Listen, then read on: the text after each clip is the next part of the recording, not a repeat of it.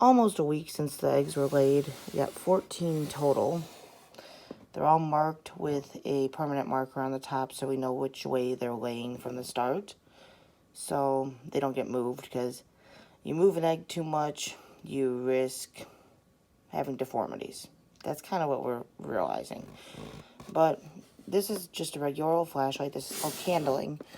And you just kind of place the flashlight over the egg and look for veins or blood spots. And you can kind of see, it's hard to see on the camera, but you can kind of see that dark spot right below the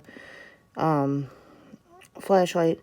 That is a blob with a little bit of vein in it. You can see a little vein activity in the lower corner there too. So here you can see it a little bit better on this one.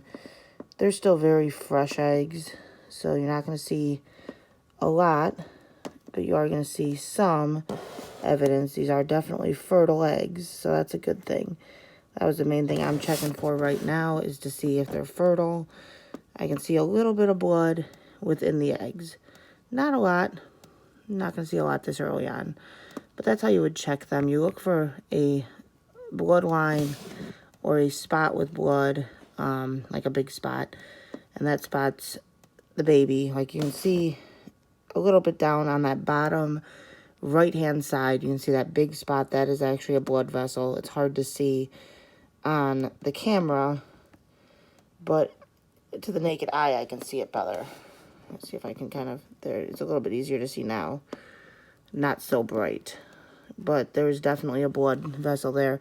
We are keeping these about 84 degrees. Some days it goes up to about 85, but you don't want them to let them get too hot, because then you run the risk of frying the eggs.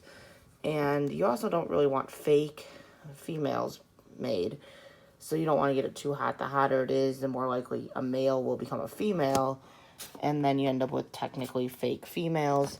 So you don't want to do that. So they're being kept about 84 to 85 at the highest. 90 is about the highest, really 89. About 89 is the highest I would say to keep them. But you run that risk then if you end up with a hot day, it gets too hot and you fry your eggs. So